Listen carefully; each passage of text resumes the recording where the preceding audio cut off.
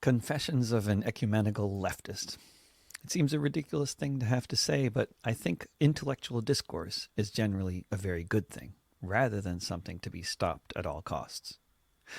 You can find this wherever you get your podcasts if you look for This Week with David Rovics, and also in written form on my blog at davidrovics.com and on Counterpunch. I'm realizing that most people who come across something I wrote don't seem to have read anything else I've ever written and haven't listened to my music. This post is going to be especially personal, so it's important that you have some idea who I am first. I'm 54 years old, and I've been some kind of an activist since I was 12. I learn a little more with each passing year on Earth, but lately the pace has accelerated along with everything else. I was raised by musicians, and I became one myself early on. When I started writing songs about different social movement activities and notable moments in history from around the US and the world, I started meeting more people from everywhere and touring everywhere too. As a songwriter and performer, I've been able to participate in social movements on an ongoing basis in a dozen or so countries, spending most of my adult life on the road doing that. When I was a kid, up until my early 20s, I went to protests and participated a very little bit in some actual organizing. But mostly I guess I thought that constantly haranguing people to come around to my worldview was activism. Mostly it just turned people off, and I lost a lot of friends, and didn't enact any social change in the process either, as far as I could tell.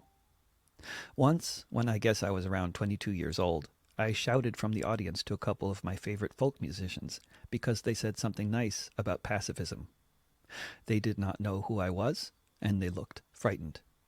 There were many other instances like that. In the midst of the personal crisis that resulted from the complete failure of my haranguing to actually result in anything positive, I started trying to look at things from different perspectives more, reading authors who weren't necessarily Maoist, which at the time was my preferred political orientation for an author to be. I also got into songwriting because I was increasingly discovering the power of more subtle forms of communication, like telling stories while playing the guitar. There was an awkward transition period, but pretty soon I was entertaining and engaging people with these radical notions rather than turning them off and making them run away from me. It wasn't the revolution, but it was much better than what I had been doing. As I was seeing more of the world, being part of more social movements, meeting more people, and reading more books over the years, I moved further and further away from any notion of a rigid ideology, as I increasingly realized that all those Buddhists, Taoists, Marxists, Leninists, Maoists, anarchists, etc., who talked about different historical circumstances calling for different sorts of strategies for living or for movement building, were right. Over time, any hesitation I had initially felt about doing gigs for groups whose perspectives I didn't entirely share vanished. I developed the orientation that anyone who wanted to have real, open dialogue, or in my case, if anyone wanted to organize a paying gig so that I could have the attention of their social network for a couple hours somewhere in the world, that was a good thing. When you write songs about something that happened in history, like, for example, the mostly Irish soldiers who deserted from the U.S. Army and joined the Mexican Army during the Mexican-American War, there are people from many different political persuasions to whom such a story can appeal. Specifically, this story has an appeal to anyone from Ireland, but particularly Irish Republicans or nationalists, a term that means very different things in different countries, I'll note here. It appeals to most anyone from Mexico, especially to those on the left or those with an interest in history or those who don't like U.S. policies towards their country. It appeals to anyone who is critical of U.S. imperialism from anywhere in the world where they might understand English lyrics, who likes acoustic music perhaps. Those opposed to U.S. imperialism make up a vast swath of the globe's population, which very much includes the overwhelming majority of anarchists, communists, socialists, democratic socialists, libertarian socialists, and even loads of people who don't think of themselves as anywhere on the left. There are lots of Mexican capitalists who don't like U.S. imperialism too, let me tell you. The communists who are inspired by the story of the St. Patrick Battalion include every strain of communism, whether we call them, or they call themselves, Marxists, Trotskyists, Leninists, Stalinists, Maoists, etc. And whenever I sing this song to any audience of any political persuasion, people sing along. The entire audience may or may not agree with the sentiments presented in all of my songs, But they hear my libertarian socialist or anarchist leanings in some songs. They hear my admiration for the sacrifices made by those who gave their lives in the struggle against fascism in Europe or the struggle against imperialism in Asia or Latin America or Africa. And they share this admiration, regardless of their political background. I make Trotskyists and anarchists cry at songs that might be considered sympathetic to tankies all the time. The groups that keep inviting me back to perform for them may or may not know the details in terms of my political perspective. And honestly, I don't either, because it's been decades since I was a rigid ideologue.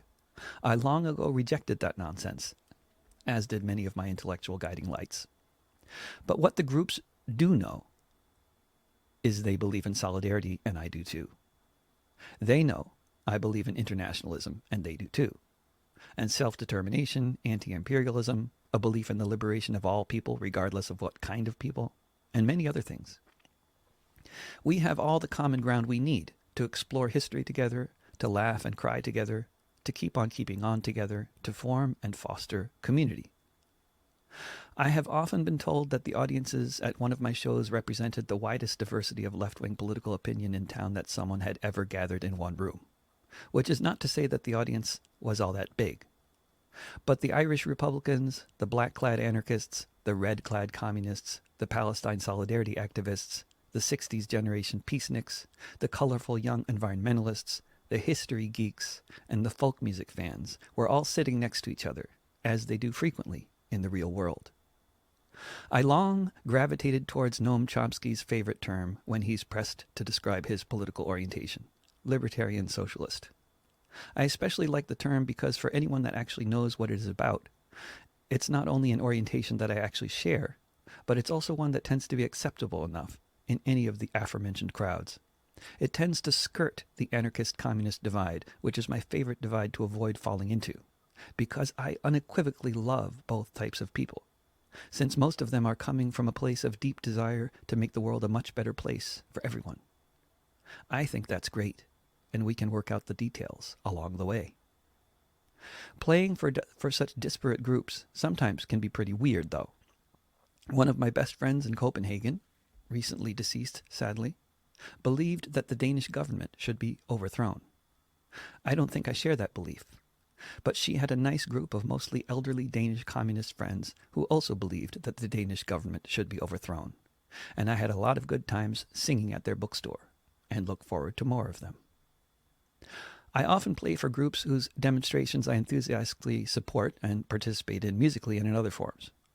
Other times, not so much. But if I'm playing for a crowd that I know is largely made up of people who are going to do things I'm not so crazy about, I'm going to sing for them anyway, and hope that the more nuanced messages in my songs help a little when they're out smashing up downtown, in choosing the targets of their bricks more wisely. Maybe next time they're thinking about yelling at the cops, they'll remember those songs I sang about divide and conquer tactics of the state, and they'll try to talk to the cops as if they were all members of the same working class instead. As the ecumenical performer, equally comfortable or equally uncomfortable in a smoke-filled squat as in a sterile union hall or an old playhouse or a coffee-stained folk club, etc., when people asked about my political orientation, I would often refer them to my songs. You listen and you decide was my basic line. Kind of slippery, I know. A disproportionate number of the people who might come to one of my shows has had some kind of experience with political violence.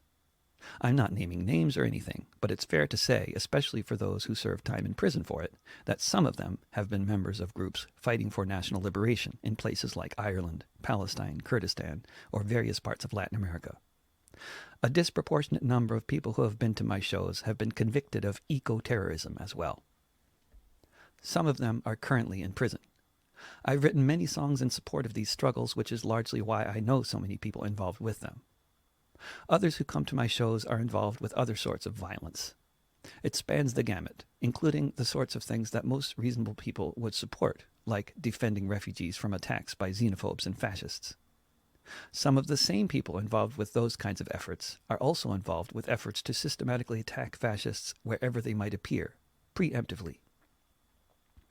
And then over time, with some of them, the definition of who's worthy of being attacked started changing a lot, and soon the parameters got a lot broader, and some of them started protesting relatively unknown Jamaican reggae bands with lyrics the anarchists deemed sexist that dared perform in Hamburg. And then some of them started also protesting me for supporting Palestine, or doing so in ways that they deemed to be anti-Semitic, because certain strains of the anti-fascist scene had done some wild intellectual gymnastics and ended up on the side of Israeli apartheid, while still considering themselves to be on the left, mainly in the German squat milieu. At this point, around 2 decades ago, I had to start taking clear political positions on occasion, because I had become a target of a loose network of confused people with an undue influence on elements of the German-speaking left, mainly in Germany itself, known as the anti-Deutsch, or the anti-Germans. If they weren't specifically attacking me, though, I still wanted to reach whoever I could. And even with the anti-Deutsch, I still admire their commitment to principles, even if their principles are pretty backwards. So with my friends who were and are doing things like doxing loads of right-wingers and making them lose their jobs, or showing up where an author they don't like is speaking and shutting down the event, I don't criticize them. I just sing for them. But I have never protested the author of a book before, unless they're also maybe running an oil company or bombing another country in the capacity of being the president of the US or something. Generally, I've never thought protesting authors is good form, or a good look, or really a very good idea at all. In fact, I've long been a bit of a fan of the notion of intellectual discourse, even on controversial subjects, with people who disagree with each other fundamentally. Actually, maybe especially in that case. I can't say I've been a lifelong fan of freedom of speech. I've gone through a lot of different phases in this evolving perspective. But I've come to realize that the main problem with speech is not that it's free, but that it's expensive. It's largely controlled by hegemonic corporations. Our communication, that is, along with much of what we ever read or see or hear, such as on TV or radio. The solution to this has never been shutting down speakers, but changing the overall rules of the game while countering false consciousness with well-communicated doses of reality in as many different forms as possible. I think this practice of shutting down speakers and performers, or trying to cancel our gigs or intimidate people into not organizing any, is a really bad, divisive tactic that only serves the interests of the right. And I also think that this is abundantly obvious and doesn't need much explanation to most people reading this. The tactic consistently backfires and helps build the right, along with left cancel culture, generally. And yes, I don't care what term you want to use, but those of you who just bristled when you read the term or heard the term cancel culture should look in the mirror and ask yourself some hard questions. Are you part of it? I know I have been, to various degrees, when I was young. And rejection as a tactic has taken a long time for me to figure out. Part of the reason disavowing disavowal has been a long process for me is that the idea of rejecting rejection, the idea of really building an ecumenical, inclusive movement that's capable of actually winning real gains, while a long-standing notion, has not been the norm on the left for the most part in much of the world. Karl Marx was big on personal attacks. He kind of set the tone. Later, Trotsky was stabbed to death by Stalin's agents with an ice pick in Mexico. Stalinists with really bad taste still make ice pick jokes today, almost a century later. During the Spanish Civil War, anarchists, Trotskyists, and communists faced off with each other in the barricaded neighborhoods of anti-fascist Barcelona at various points. In 1930s Germany, it was not uncommon for communists to denounce social democrats as social fascists. There are innumerable other examples like these I could highlight, but you get the drift. We've been attacking each other since at least the 1840s on the left in the countries I'm active in, and that's well documented. I'm sure people more knowledgeable about history prior to the 19th century can tell us how much further back this sectarianism goes. There is a basic impulse present in so many people towards inclusion, solidarity, mutual aid, towards building. But this impulse is tempered by many other factors, such as divide and conquer policies of governments, corporations, and other entities. It's also tempered by the Puritan tradition of boiling everything down to questions of guilt and shame and penitence, and by the endless hours of TV footage showing us all that the way you do social change is by yelling at cops in the streets or yelling at somebody else. When movements don't get what they're going for, there is a tendency to turn inward and cannibalize. Movements and this sort of cannibalistic behavior go in waves, amped up massively by various factors like anti-social media, algorithms, and state agents out to disrupt. But what I've seen in the past few years, and particularly in the past year, has been an unprecedented acceleration of this kind of idiocy, nationwide and internet-wide, though perhaps much less so in the countries with the good sense to ban Facebook and Google. Along with the campaign against me for platforming, a concept I disagree with in principle because what it means is having public discourse with people you disagree with, I have seen so many other campaigns against other people that have had so much more impact. I'm sure this extreme and ideologically rigid wing of the anarchist scene in the US is a very fringe element, very small numerically, even if they can look big on Twitter. But it does exist. These are real people, or at least many of them are, and they are genuinely part of a political tendency, and a very confused part in my view. Although few in number, the political climate is such that a lot of people are terrified of the cancel campaigners, including me. This is the element of the anarchist scene that very seriously beat up the founder of the iconic punk band, the Dead Kennedys, at a concert he was attending in Berkeley. Jello Biafra was a sellout, evidently, a very common refrain any musician will hear if they ever share the stage with famous people or have the chance to play for a big crowd now and then. Sometimes you can hear the label thrown at artists that sell merch for anything over the cost of production. In the confused minds of certain teenagers, this constitutes capitalism. One could laugh off this kind of stuff as adolescent, as it generally is. But however fringe they may be, such rumors spread around can lead to someone as most solidly anti-establishment and progressive as Jello Biafra getting his bones broken. Also, if a rumor can be a very large opening for the agents of the state or other provocateurs to do their provoking, as a rumor most certainly can be, then they'll take that opening. They don't even need to duck as they walk in, because the door is wide open. If it is an acceptable tactic to physically assault people you disagree with because you deem them to be the enemy on the basis of the fact that they don't think like you, and they are therefore some kind of fascist, that's incredibly dangerous. And it is a pervasive notion on certain prominent fringes of the left today, no doubt. It's not new. It's not all provocateurs. These are real people. You can find them in lots of different countries. I know them. I say this because I'm tired of so many people saying these are all right-wingers or agents of the state. The reality here is a bit more complex. Although the campaigners may be few, I have seen these campaigns work again and again.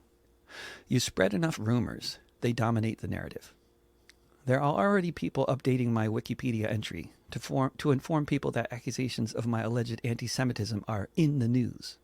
Of course, they're in the news because there have been news stories written about the campaign against me, not because any serious person has ever accused me of anti-Semitism with any basis for their claim, aside from failing to find the anti-Semitic bits in a book and wanting to talk to people with disparate viewpoints who may have deep insight into how we might prevent a fascist future in America, regardless of anything else. The cancel campaigners, yes, the same ones who say every day that cancel culture doesn't exist, push a narrative about safe space, guilt, redemption, and restorative justice. While safe space and restorative justice are really important concepts, there are other really important concepts too. Like, if we're just trying to create safe space on the train that's heading to the concentration camp, maybe it's not so helpful, since the train is about to bring us to the gas chambers where we all die.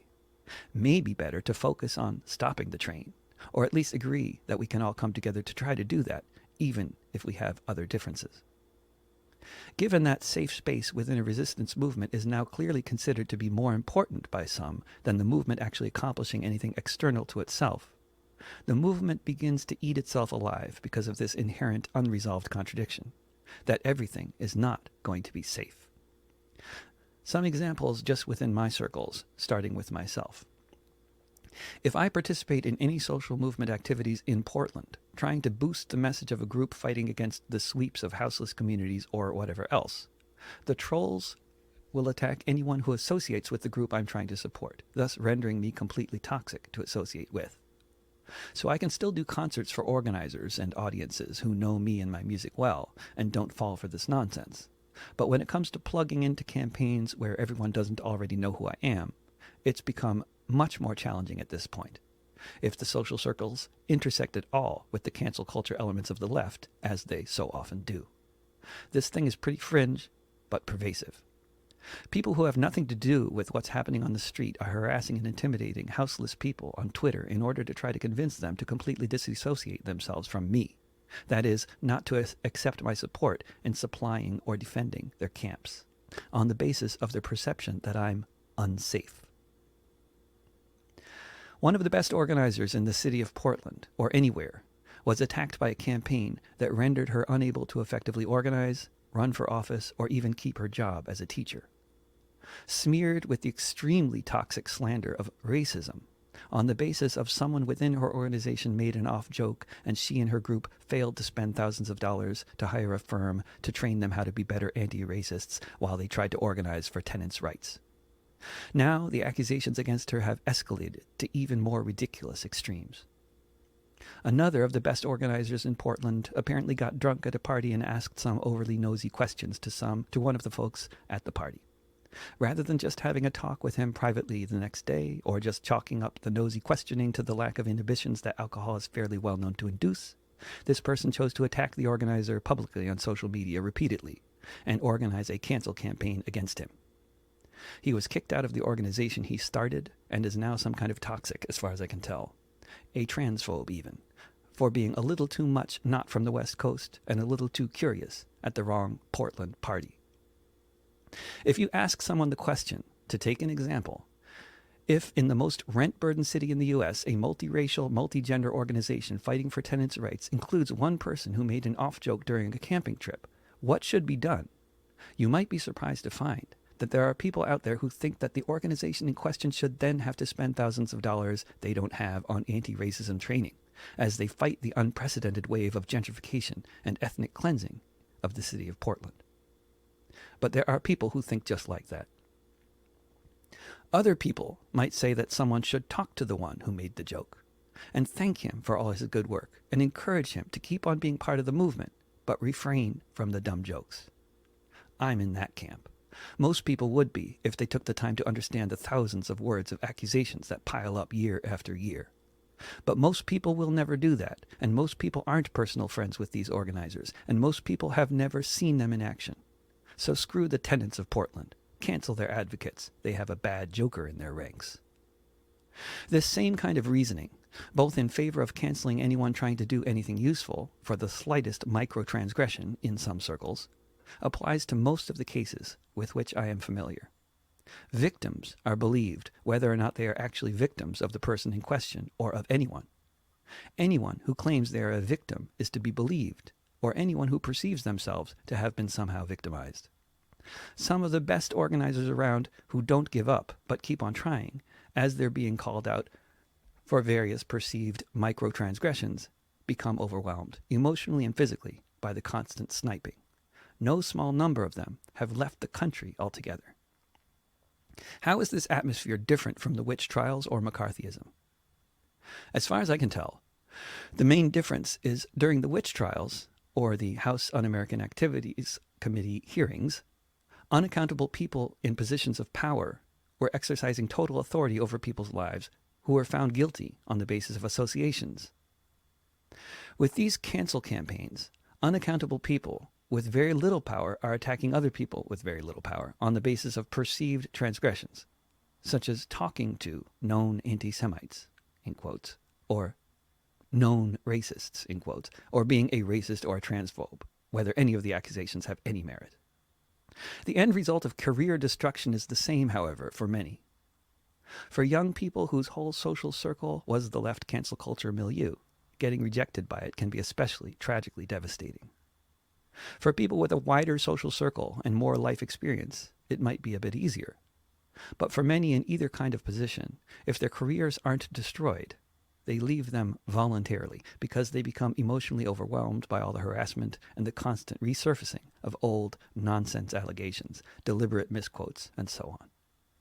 It is, of course, a shame that these campaigns have long ago descended into the cesspool of guilt by association attacks, and attacks equating micro-transgressions or alternate interpretations of an academic thesis with support of the Third Reich.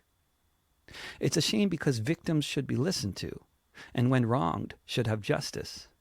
And it's extremely frustrating in a society like ours that the victims of people like Bill Cosby or Jeffrey Epstein don't generally get justice. That doesn't mean anyone should be automatically believed because they claim to be harmed by perceived anti-Semitism coming from an anti-fascist musician, or on the basis of some mysterious calculation rooted in how marginalized someone claims to be in relation to the accused. That's just witch trial mentality and can lead to nowhere good.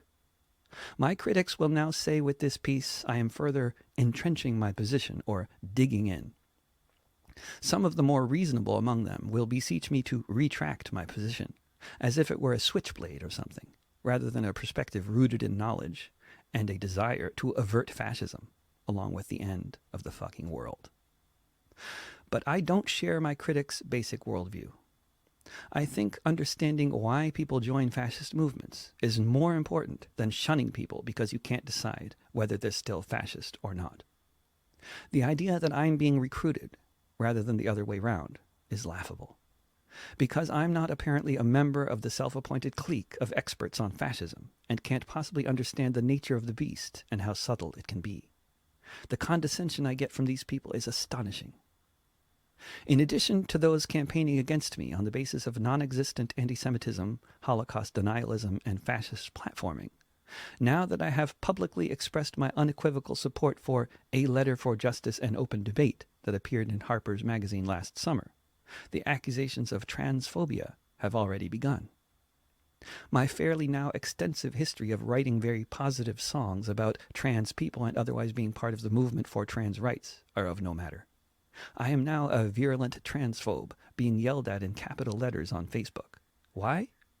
J.K. Rowling also signed the letter. Perhaps these alleged trans rights activists attacking me now are the same people who brought an end to the London Anarchist Book Fair several years ago by physically assaulting a woman they disagreed with who had a booth in the main hall. I was there. This madness really has to end before the next pogrom. We have been performatively attacking each other on the left for way too long. There is no generation alive today that has the solution for you, for us. This tendency has been rife for much longer than anyone who is alive today. You can't look to the elders for solutions, and you sure can't look to the youth, not as monolithic groups, because neither of them are, and both contain lots of elements of our Puritan, moralistic, performative, cancel culture American traditions. But throughout these periods, there have also been voices of reason calling for everyone to come together and join a social movement with teeth. It's at times when that element is dominant that things tend to get accomplished if you check out history. When movements are eating each other alive, the fascists win. Let's avoid that fate.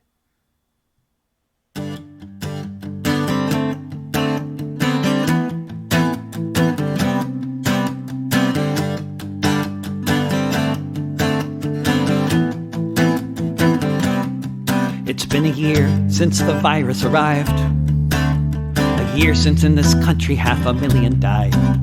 A year since all the borders were starting to be sealed. A year since the hospitals were sprouting in the fields. No question for anyone living around here. It's been a year.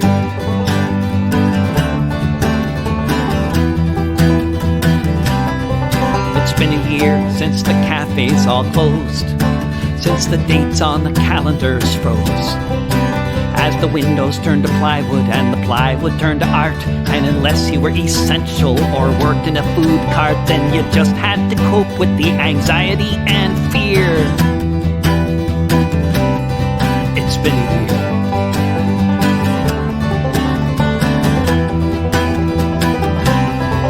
It's been a year since the wheels in motion led to an uprising on each side of the ocean. Exposed by the pandemic, by inequality, 929 of the neck beneath the knee. A time of counter demos, for a while a coup seemed near. It's been a year.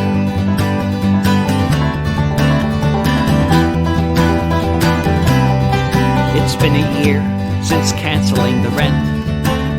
A year since the last of the money was spent. Since so many saw we're all vectors for disease, and there is such a thing as society. Since the words mutual aid became ones you'll commonly hear, along with grim milestone. It's been a year.